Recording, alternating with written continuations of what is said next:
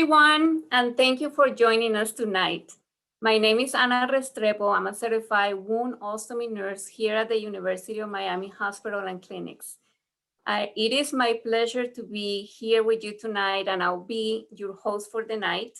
And I'm truly excited about the topic of discussion that we have for this session, which is physical activity and exercise when you have an ostomy.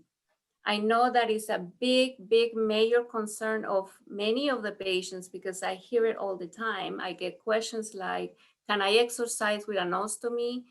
When can I start exercising? Should I be concerned about getting a hernia if I have an ostomy? How can I avoid getting a hernia? So if any of these questions have crossed your mind, or if any other questions about physical activity cross your mind, I am very glad that you're here with us tonight, and because we have a fantastic speaker that has tons of experience with that, and he will be sharing all his knowledge on this area with us.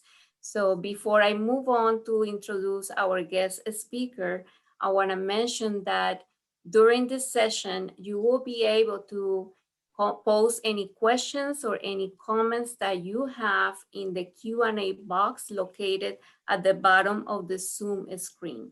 And we will get to all the answers towards the end of his presentation. So now, without further ado, I'm going to go ahead and introduce the speaker for tonight, and that is Mr. Colin Jarvis. He is a marathon runner and vice president of the Stealth Belt. At the age of 21, Collin was nationally ranked middle and long distance runner, and he was an Olympic hopeful. He was diagnosed with ulcerative colitis in 2013, just before his final year at the University of California, Berkeley. Unfortunately, the disease quickly forced Collin to stop running and putting his plans for graduating on hold. Within 8 months, of the initial diagnosis with ulcerative colitis, Collin was left with no choice but to have an ileostomy surgery to remove his diseased colon. With the support of his family and friends and his unwavering determination to return to high levels of running, Collin was able to return to Berkeley after his surgery to finish his academic career and compete in the National College Athletic Association, NCAA again. Since then, he has continued his running career, and he has developed a passion for helping others who have ostomies return to an active and fulfilling lifestyle after surgery. In 2016, Collin was presented the opportunity to join the Stealth Belt team, where he's now the Vice President of Marketing and Operations. Collin has spoken at multiple national conferences like the United Ostomy Association of the Americas. I have met him there before. He also speaks at multiple ostomy support groups like this ones around the country. And he has written for the Phoenix magazine in an effort to help educate other ostomates about how to safely and confidently return to an active lifestyle.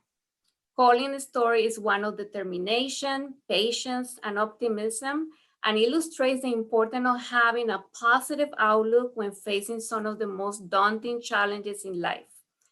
We are certainly very fortunate to have Collin with us here tonight. And Collin, I want to thank you so much for your time to be here, to sharing your knowledge with our patients, with the caregivers, with the clinicians that are joining us tonight. So I think that we are very, very fortunate, and I think I'm going to stop talking and let you do, your wonderful presentation. Yeah, well, thank you so much, Anna, for that introduction, and welcome to everybody who's joined us here tonight. This afternoon for me, I'm over in California, but I'm really glad to be here. And yeah, so I'll go ahead and get started, and I'll share my screen because I like to use some PowerPoints to kind of guide my presentation. Now, can everybody see this? It says no colon still rolling on the screen there. Yes, we can. Okay, great. So as Anna said, my name's Colin Jarvis, and I work with Stealth Belt Inc. And I'll talk a little bit about the belts, but really what I'm here to talk about today is about what you can do to help get active again after having surgery. And for me, there's kind of three main points that at least I feel qualified to talk a little bit about. And that's the importance of hydration, then also the reduction of the chances to developing a hernia, some of the things that you can do to do that, and then also some of the little tricks that you can use to kind of change your mindset, which I think for many of us who have ostomies, especially if you're new to having an ostomy, can be the most challenging hurdle to get past. But before I go into that, I like to share my personal story kind of in the spirit of the ostomy support group so that you guys can learn a little bit about where I came from and why I feel that I can speak to some of these points in a way that's worth sharing. So yeah. Well, about me, I think that Anna kind of touched on it, but I'm a middle and long distance runner, and I have been for as long as I can really remember.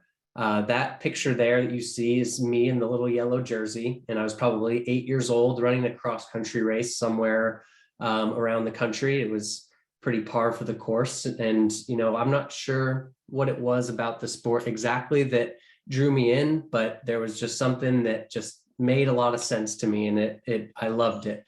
And that love and passion that I developed from such a young age for this sport helped allow me to get a scholarship to UC Berkeley, which was one of my dream schools, because it's a great academic university, but also really competitive athletically.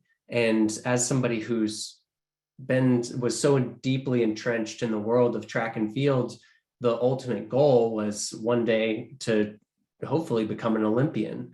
And this picture that you actually see right now is from 2012, when I was a junior in college, and I won my first major championship. And that was a really big moment for me, because beyond just the excitement of winning a big race like this, it was also kind of confirmation that this goal I'd had since I was young to become an Olympian was not really just a dream so much as now it was a distinct reality. Like, this was something that was actually possible. And that was, of course, extremely exciting, because I just poured so much effort into it over the years leading up to that.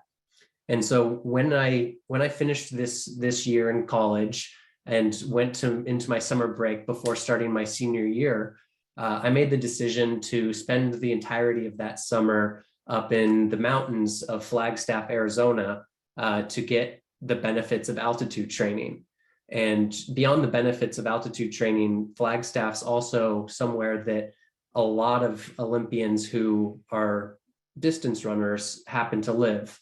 And if you're in Flagstaff, just a small little mountain town, you're liable to run across like any number of Olympians. And so my reasoning was, if I go up to where all the Olympians live and train, and I run side by side with them, I'd be able to kind of figure out, like, what are they doing that I'm not, that can get me to bridge this final gap. Because I was close, but I wasn't quite at that level. And, I was young, but I just wanted to put myself in that position. And, while I was up there, that was a really great experience. But it was also when I started developing some of the first signs of ulcerative colitis.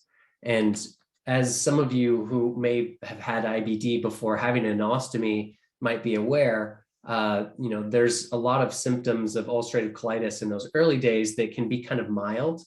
And when I was first getting those symptoms, I was living in altitude, which can do kind of funny things to your body. And I was also running upwards of 100 miles a week, which definitely does not go without the occasional stomach ache. And so I think for a while I was developing those symptoms and kind of wrote it off as just par for the course, the challenges of training.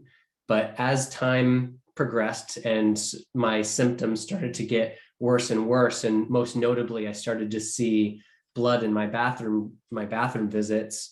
I, turned to the internet to try and figure out like, hey, what the heck is going on with me? And typed in the set of symptoms that I was having to Google, and was pretty frightened by some of the potential outcomes of what those symptoms might mean.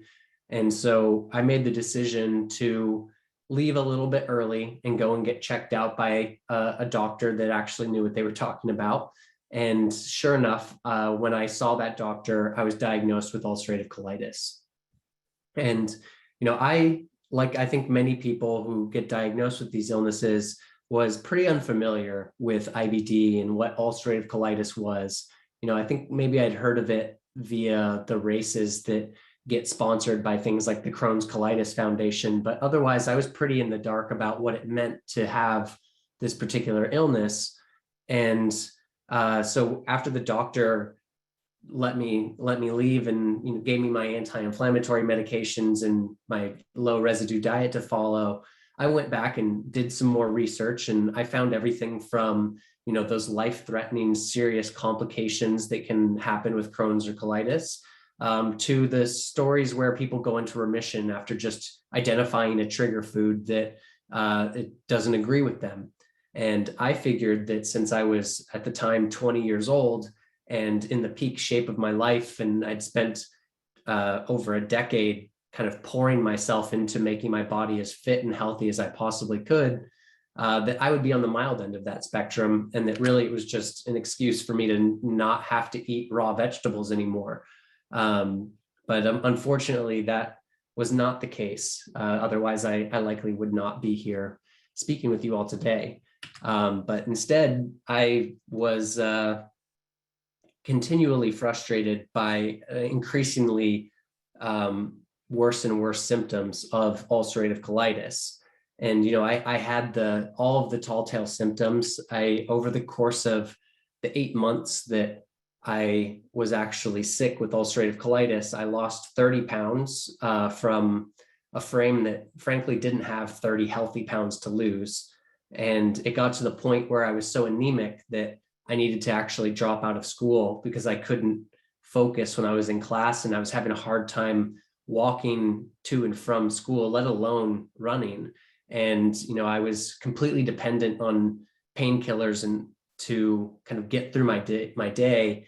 And I think the mixture of all of those things kind of resulted in my developing depression and anxiety, because it just, beyond just the difficulties of the pain that comes with these diseases, there's also the alienation that you feel from the life that you knew before. And, for me, that was running, and running was just such an integral part of my identity. But I think that everybody who has an ostomy has their own version of that, where these illnesses that lead up to that can really kind of make you feel like you're not yourself, because you're not able to do the things that you want to do. And it's just it's not an easy thing to speak about openly, because it's a pretty personal illness, and it's really frustrating. And so for me, that was definitely the case. And I struggled immensely during those months that I was sick. And after kind of trying to just grit my teeth and get through it, and trying all the different pharmaceutical options that I had available to me, it got to the point where I didn't have any other option. And the doctors told me that we needed to have this surgery because it got to the point where I was on the verge of perforating my colon. And, by that time, I was just so defeated by everything that had happened that I was just willing to say, you know what, fine, let's get it over with. I just want to be out of pain.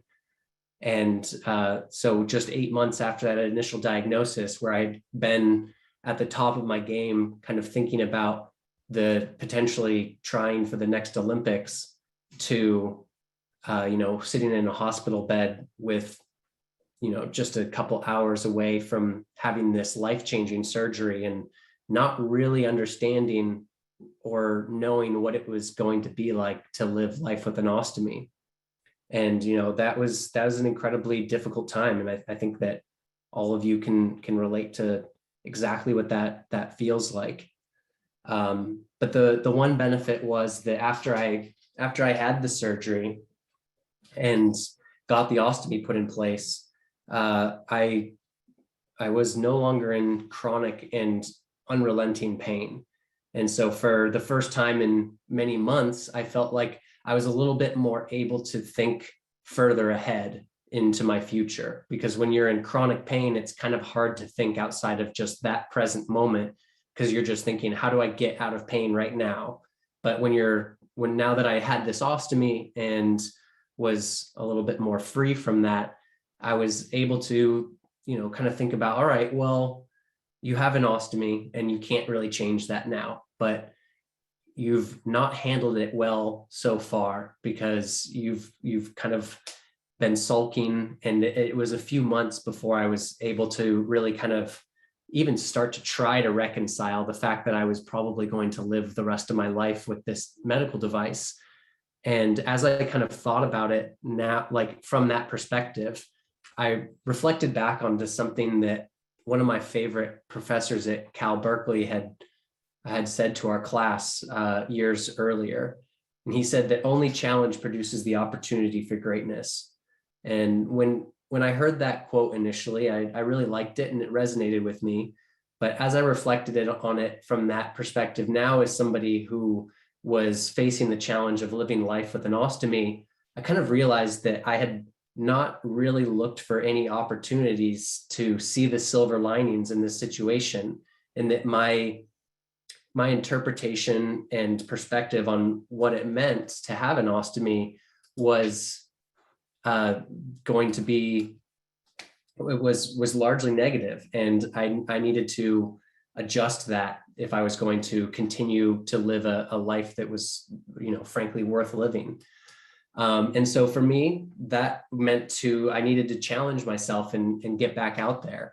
And I ended up taking a trip to New Zealand to backpack. And my thought process there was, if I can go and do this trip and in a foreign country and manage to have an ostomy while having it throughout that trip, that I would be able to kind of reintegrate back into regular life. And while I was there, I had a ton of fun, and I managed to learn how to do things like changing an ostomy while sleeping in a hammock in the middle of the night. But where I think I learned some of the biggest lessons were actually in the hostels, which are the travelers' hotels. And you're in a really intimate environment when you're staying in these hotels. And sharing a room with 5 to 10 other complete strangers, they are going to know that you have an ostomy. And each time I had to do that, I would have to answer questions from people who were curious about, like, hey, what's this thing that you've got going on, like on your abdomen? And at first I was mortified to be able to talk about it with complete strangers. But each time I spoke to somebody new and explained my story, kind of like I've explained it here, I realized that all of the negativity that I felt others might have, or the limitations that I felt like I might have for myself, were really largely self-imposed. And in reality, those things were not true. And so I look back on this time when I was out there and kind of exploring and putting myself out there and being vulnerable again in this way as a really big turning point, where I started to shift my mentality from, this is a really terrible thing that's happened to me, this ostomy is like life ending, to the illness was really terrible, and this ostomy is now giving me a second chance.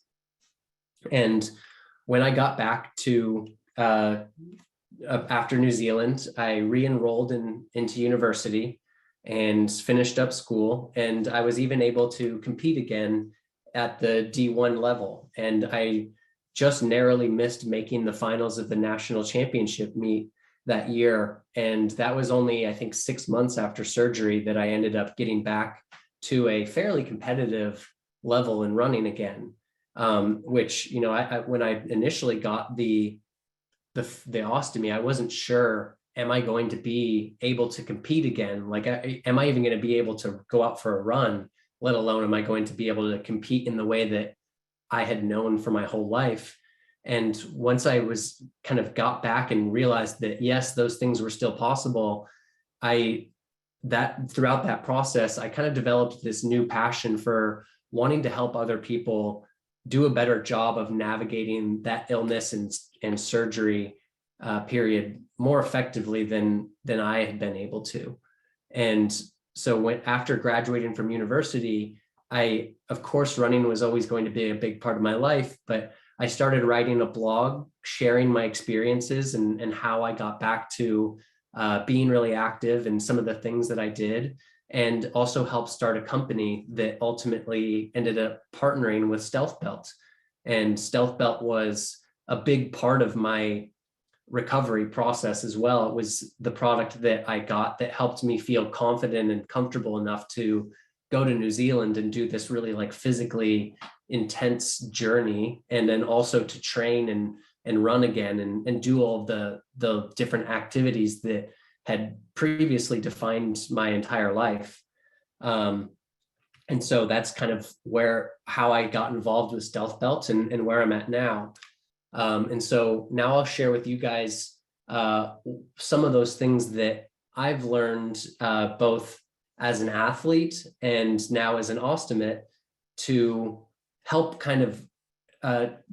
to help explain some of the things that I learned from both of those things that work together. And the first of those that I think is one of the most critical, especially if you're trying to do an endurance type activity or something where you're going to be sweating a lot, is hydration. And as I'm sure many of you are aware, that when you have your large intestine removed, you're going to be at a deficit for absorbing water, because the one of the main functions of the large intestine is to help absorb water, specifically from the food that you're eating. And I've seen estimates out there of around 30% of the absorption of water that we get into our body actually comes from the large intestine.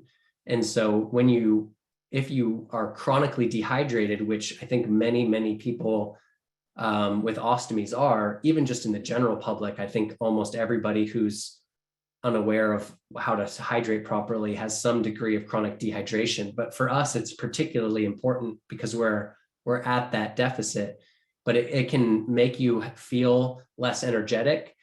When you're dehydrated, it's harder to think. If you have an ostomy, if you're not hydrated properly, it can lead to blockages, which can be really painful and even result in hospitalizations. And those of us that have these chronic illnesses, a lot of times that also can go along with arthritic type symptoms like joint pain. And if you're dehydrated, it can make that pain more apparent, and it can make it worse. And just generally speaking, as far as your absorption of other nutrients from the vitamins and minerals that you eat from your food, you need to have water in your body to be able to do that effectively. And so how do you as somebody with an ostomy, knowing that you've got this deficit, what can you do to absorb water more effectively and stay on top of the hydration? And the way I like to kind of explain this or give an example is I like to use an analogy with charging a cell phone battery. And so I'm sure everyone is aware, when you've got your cell phone and it's down at its last 1 or 2% of battery life left, and then you plug that phone in, you'll notice that the first 10 to 20% of battery life comes back really quickly. And as it gets closer and closer to 100% full battery life, that process starts to slow down. And so when you're thinking about hydrating your body, it actually works in a very similar manner to charging a battery.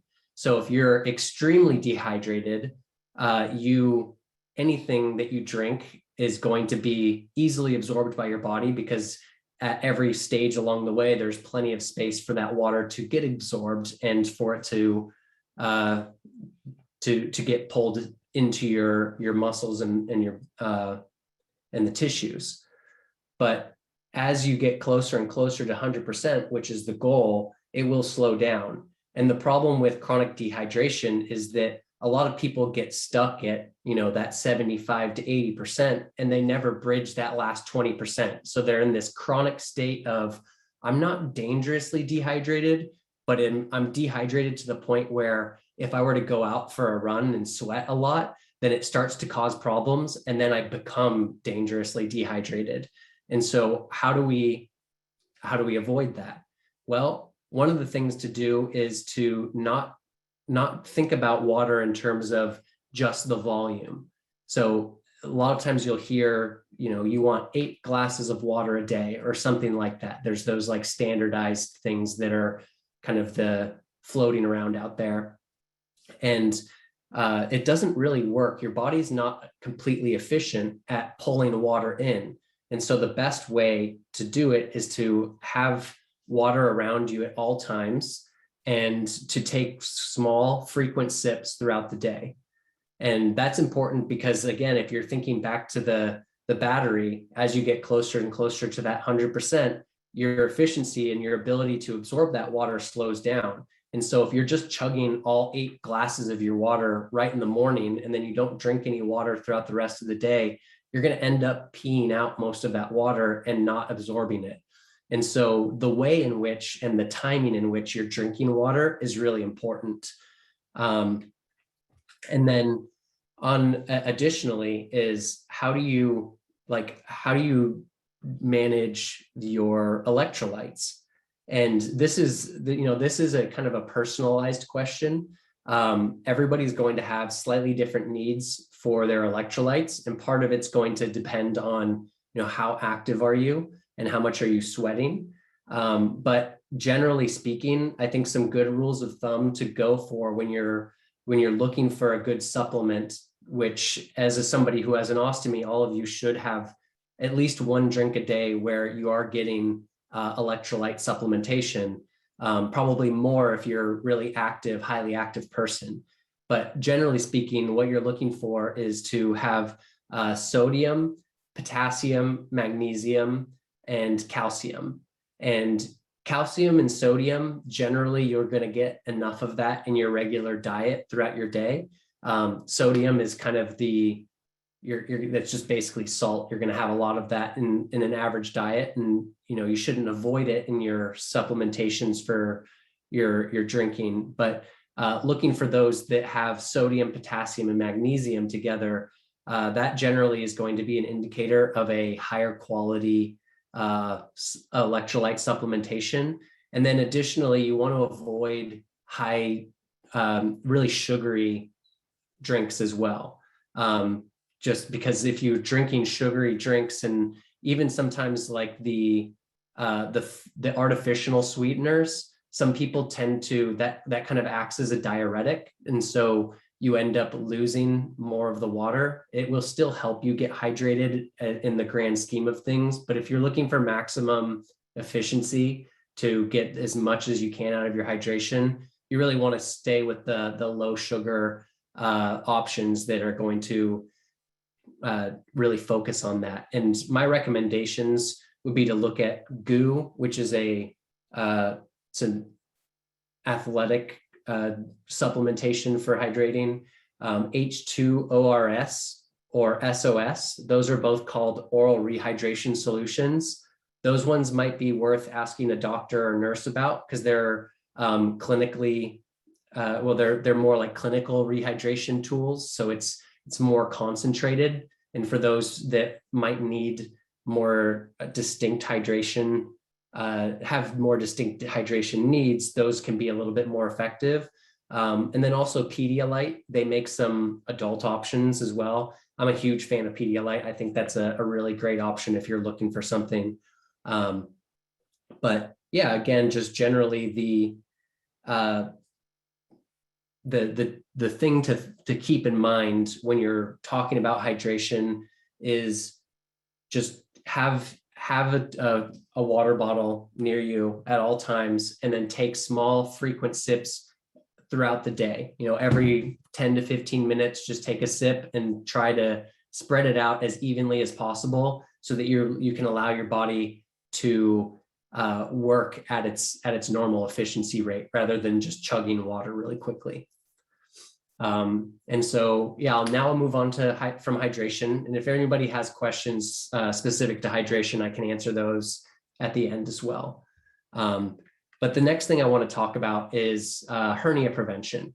And when I talk about hernia prevention, there are a few different things that kind of go into the prevention of hernias when you have an ostomy. But the one thing that I think that kind of gets overlooked beyond some of the common knowledge things is actually your postural presentation and how that has an effect on the likelihood of developing a peristomal hernia.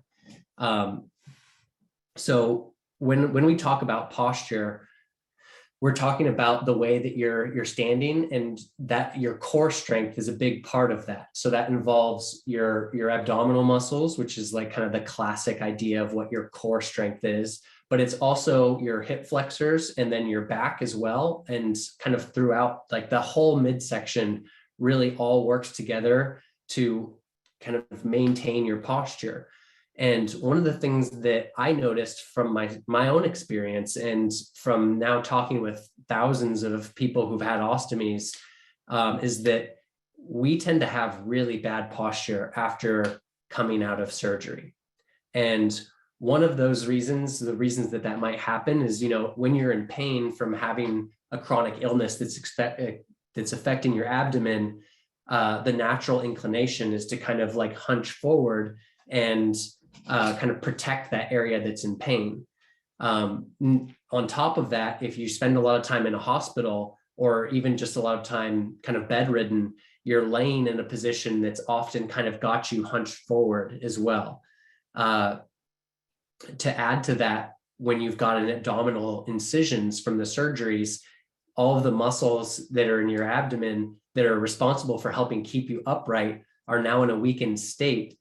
And just generally speaking, I think almost everybody these days works in front of a computer or a desk, or just spends a lot of time sitting down throughout the day in a way that it kind of like slouches forward. And when you add all of those things together, it can add up to a picture where you've got really bad posture.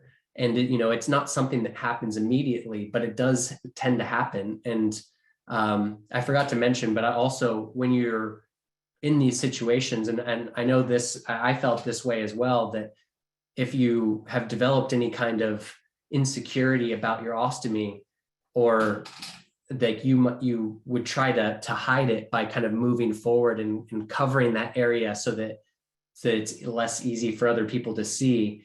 And so again, all of these things added together can paint a picture of somebody who ends up having really, really bad posture.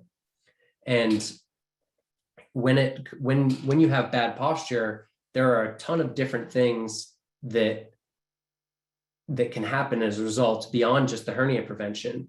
When you there have been studies, and afterwards I can share my resources on this, but there are studies that actually directly link our postural presentation with our psychological state of mind. And so when it comes to the amount of stress that you're feeling throughout the day, or if you're in a good mood or a bad mood, that's often reflected by your posture. And if you have good posture, it can also have a positive effect on those things. But when it actually comes to, sorry, I'm going to stop sharing my screen here so I can be a little bit more demonstrative personally, because I'm having a hard time with the images there.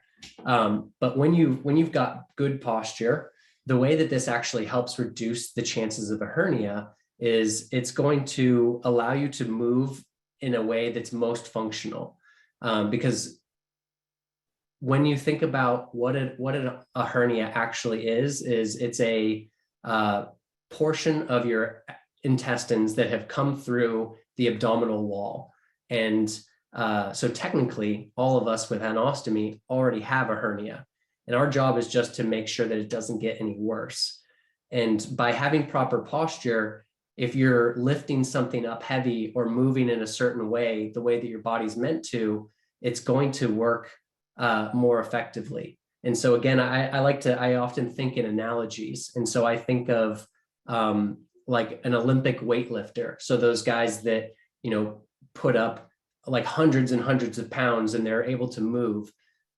If somebody, even without an ostomy, were to try and move that much weight, there's a good chance that they would develop a hernia. And that the reason that happens is because when you're bending down, and that old saying, like, lift with your legs, not with your back.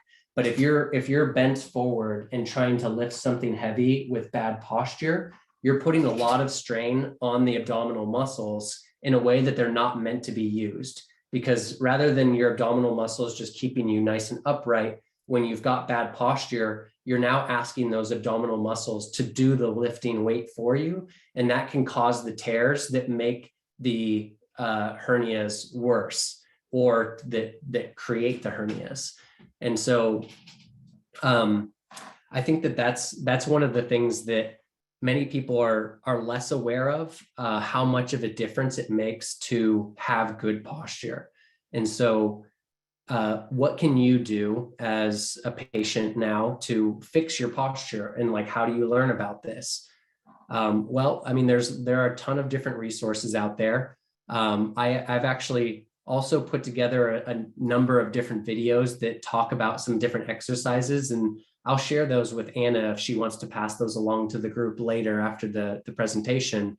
But beyond that, if you're looking for specific help, I would definitely go out of your way to see a physical therapist that specializes in functional movement.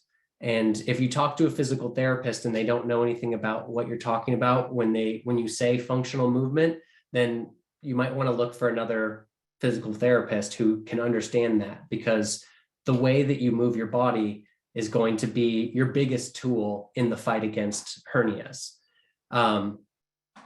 When it comes to other hernia prevention techniques, some of the things that are out there, there are obviously hernia belts that you've likely heard about, and of course, products that I'm very familiar with myself. But I think it's really important to say that most of the hernia belts that are out there are really just meant to help prevent existing hernias from getting worse. But when it comes to actually preventing a hernia from forming in the first place, it's more about the core strength and the posture and the way in which you're moving that is going to be your tools in preventing a hernia, rather than having a belt that you're relying on to put all that intra-abdominal pressure. And so I would just caution, I think that everybody would benefit from having some kind of support belt that's going to help reduce that. And it does, there are a number of different benefits that the belts have. But when it comes to actually preventing a hernia, having a really gradual and conscientious approach to rebuilding your core strength and working on the mechanics of your body, that should be the primary focus when it comes to hernia prevention and getting active again after surgery. And then to kind of wrap up this part of my presentation, I think that the last piece, which actually kind of ties into the posture as well, is your state of mind, like the mental health component. And this is something that, when I spoke about my story earlier and my trip to New Zealand, that I think was probably my biggest barrier to getting active again, was that I was afraid of a lot of things when it came to getting active again, hernia being one of them, but also just generally it just getting back into the swing of things after having gone through such a traumatic period of time was incredibly difficult. And so I think that it's worth mentioning that if you are somebody who's struggling psychologically to come to terms with your ostomy, and you find that you're avoiding the normal things that you would have done pre-surgery, that you should go and talk to somebody who can help you work through those feelings. And that I like to say this because I wish that I could go back to myself, even while I was sick before surgery, and just knock some sense into me to say, go and talk to somebody, because I was embarrassed about my situation. I was embarrassed about the way that I felt. And, you know, it was uncomfortable for me to admit that I was struggling. And, you know, this is highly prevalent among people that have these surgeries, because it really is a big challenge to have to reintegrate into life now that we've got ostomies. And, you know, like I mentioned before, when it comes to your postural presentation, of course, there's all of these, like, you have to strengthen your core and do all of those things to kind of open back up and make sure you move in the right way. But when you're not feeling good, I think a lot of times that is reflected in the way that you present yourself. And I think it's pretty common for people who are feeling depressed to kind of slouch forward. And when it, like, I just, to me, there's an undeniable connection between your psychological state of mind and the likeliness that you're going to be consistent and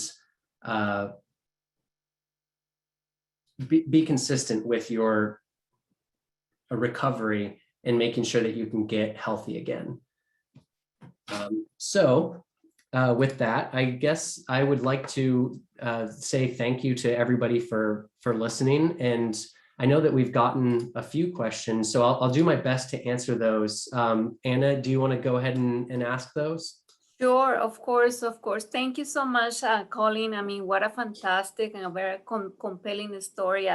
I know I'm sitting a little bit taller since you touched on the posture component. And I don't have one of the fancy chairs that you shared with me the other day. The one that, are you sitting on in the chair that so helps like the posture? one of those things I like to do for everyone watching is I've got like different chairs that I rotate in.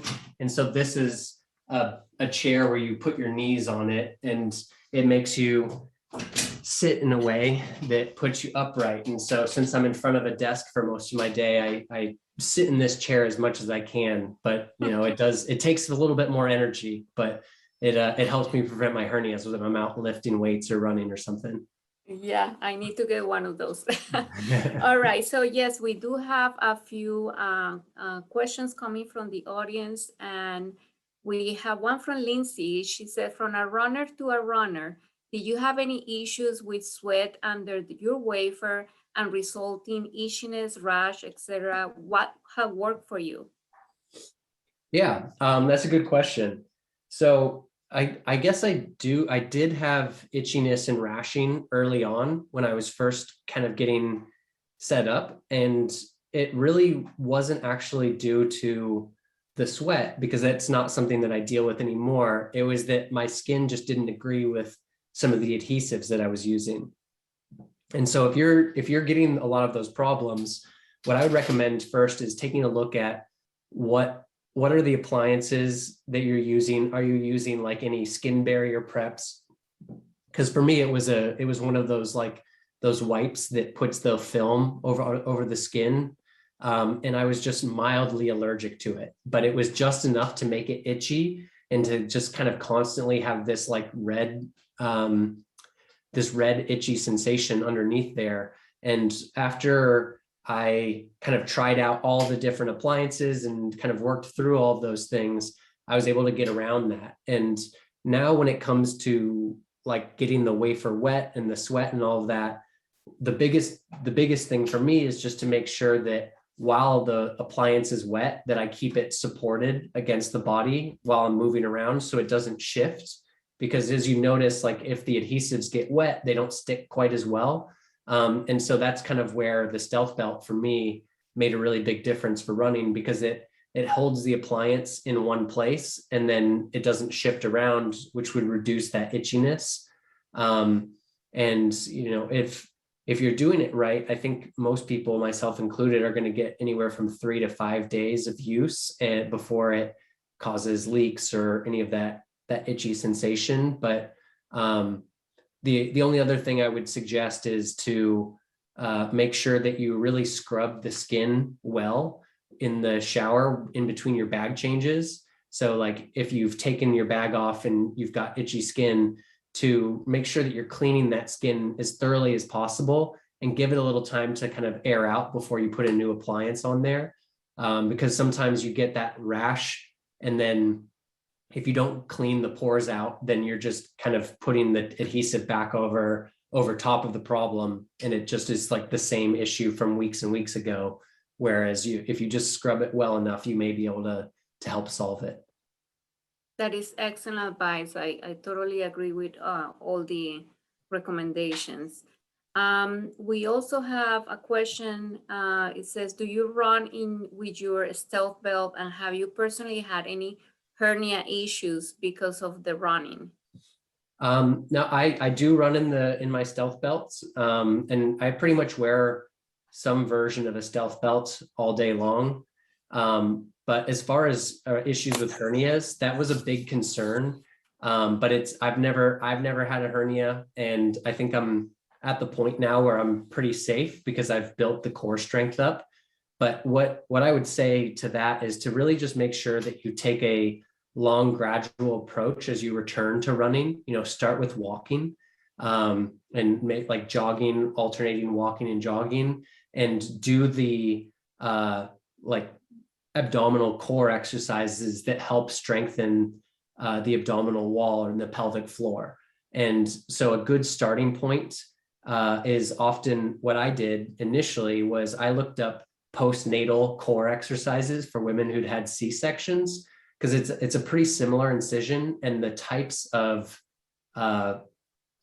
exercises that are recommended for women who've had C-sections are going to be really safe to do while you're rebuilding it, that core strength. And you want to also take that really safe, like long-term approach, because it's better to spend an extra 2 or 3 months slowly building up the strength than to try and rush back into anything and then give yourself a hernia and it sets you back even further. So just be really gradual about it, and talk to a PT. Like I can't recommend that enough. Like go to a PT, like I said, a functional movement, somebody who knows about those things. If they know anything about ostomy or hernia prevention, even better. But generally speaking, that's I think some of the best advice.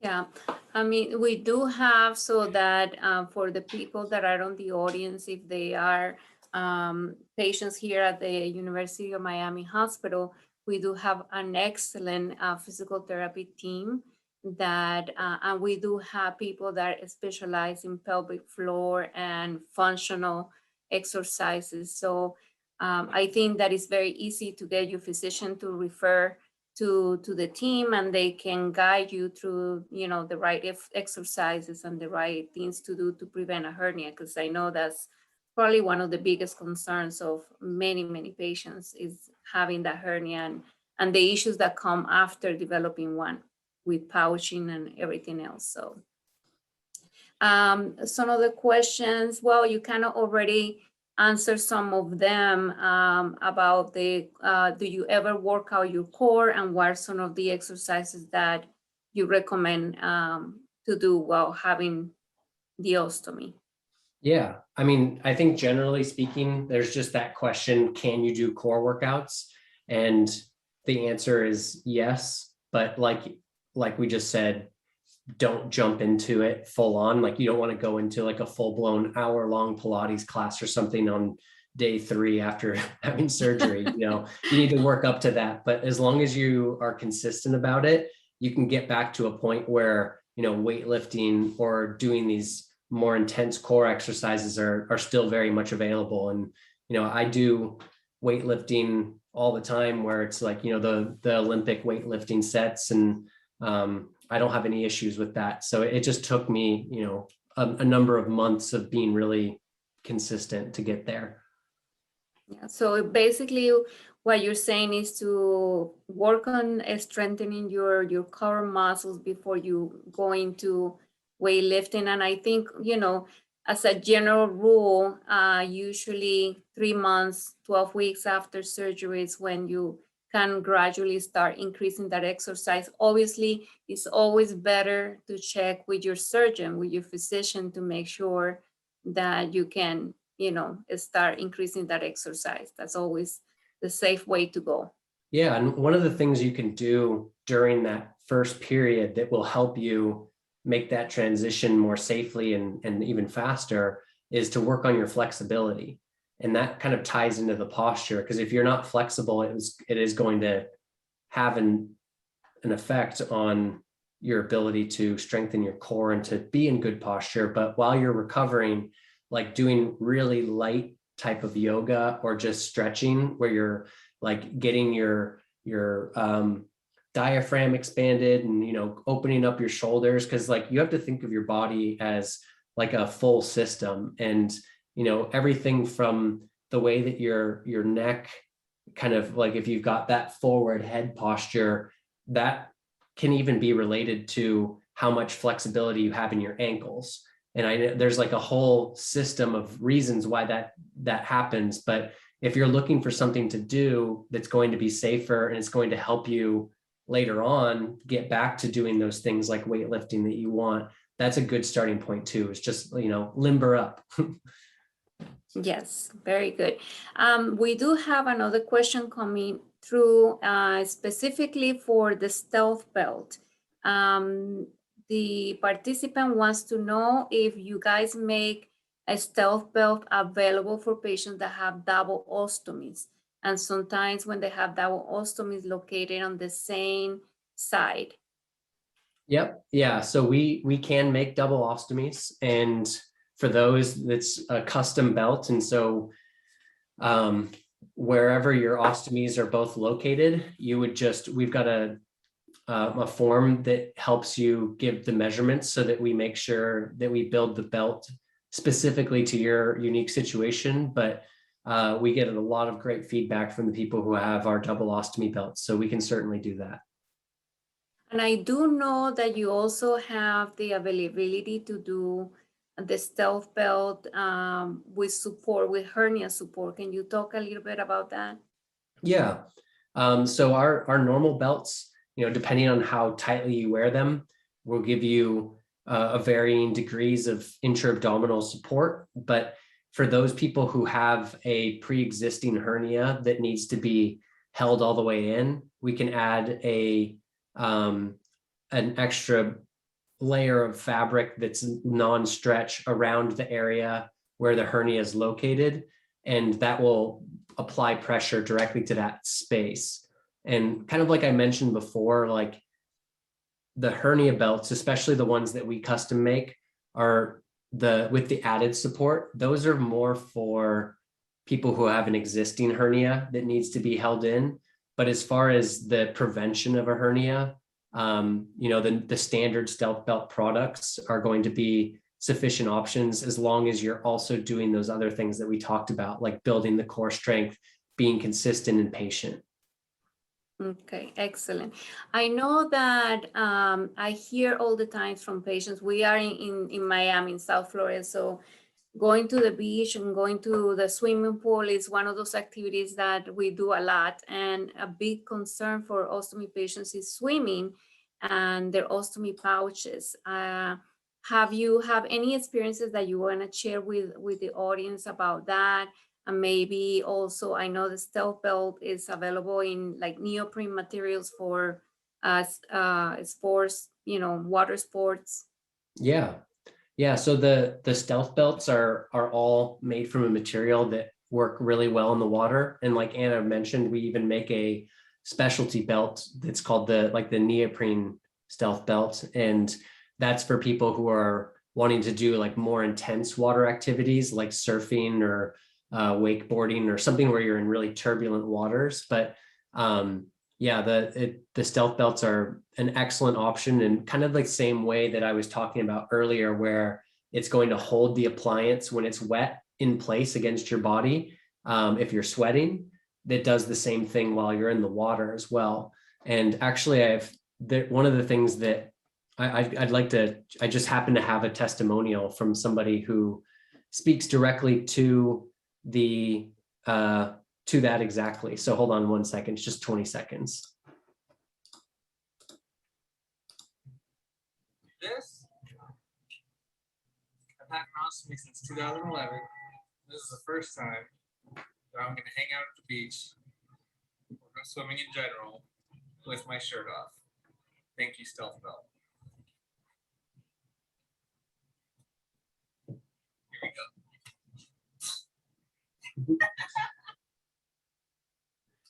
And so That's awesome. yeah, I love that. I just happened to have it pulled up over here, but you know, that's he was able to go swimming without his shirt on and felt comfortable and confident enough to do that for the first time in years. And so, you know, we hear that same type of testimonial all the time. And so if going in the water is a goal of yours, then Stealth Belt's a great tool.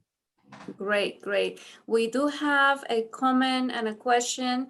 They appreciative of the information provided, and they want to know how to get in touch with you after the meeting in case that they have any further questions. They want to know if you have any emails or social media, how can they reach out to you? Yeah, so a few different things. One, if you are wanting to ask me a question directly, I'm on social media and pretty public out there. So you just search my name, Colin Jarvis, on like Instagram or Facebook or whatever, and I'll pop up. And if you send me a message, I'll respond to it. But if you're looking for other things, and like I mentioned, I've put together a couple like walkthrough examples of like, here are 5 core exercises you can do that help safely rebuild strength.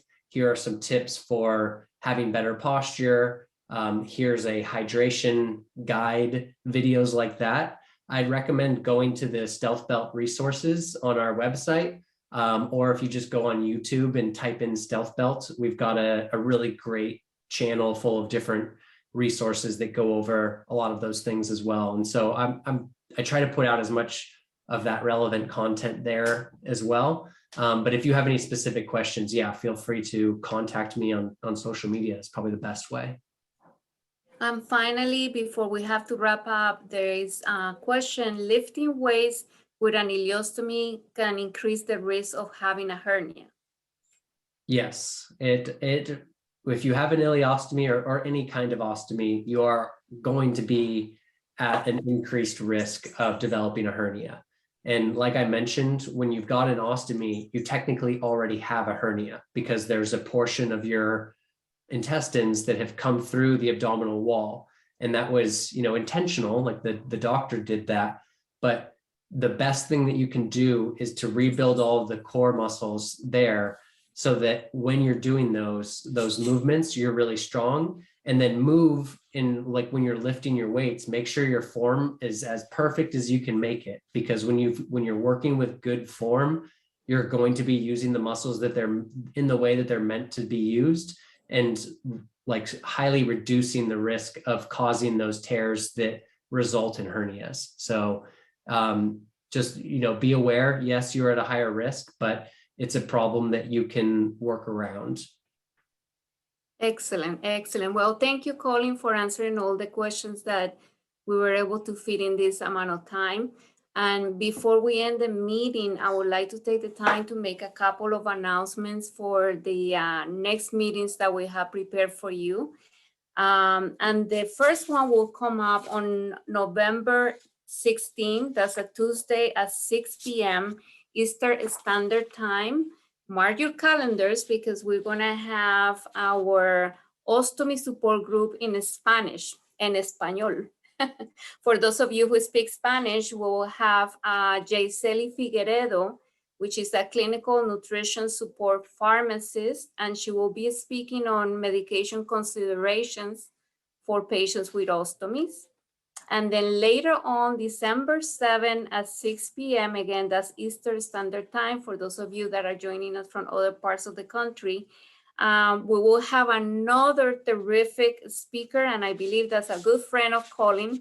Her name is Molly Atwater, and she's the director of the Young Ostomy Outreach Program at the United Ostomy Association of the Americans. You don't want to miss her. She will be speaking about how to navigate the holidays with an ostomy. So that should be fun and lots of wonderful information coming your way. If you like to be reminded about these meetings, please take the time, take a minute to write your email in the chat so that we can send you reminders prior to that so that you don't forget it. Or you can also visit our website, that's umiamihealth.org, and you can click on their support group tab, and all the upcoming meetings will be posted there. So, all right, I think that this was a very interesting meeting with lots of great information. Colin, thank you again for volunteering your time to be here with us tonight, sharing all this knowledge. And I want to thank all of you who joined us tonight and sticking all this hour with us. And so I hope that all this information was very valuable to you. And I hope that we get to see you again in our next support group meeting. So that's all I have. Colin, do you have any closing remarks? No, that's it. And thank you all again for your time and attention. And thank you, Anna, for having me. So it's been my pleasure. Thank you. Thanks to you. And thank you, everybody. I hope you all have a wonderful night. Be well and be safe. Bye-bye. Bye. Bye.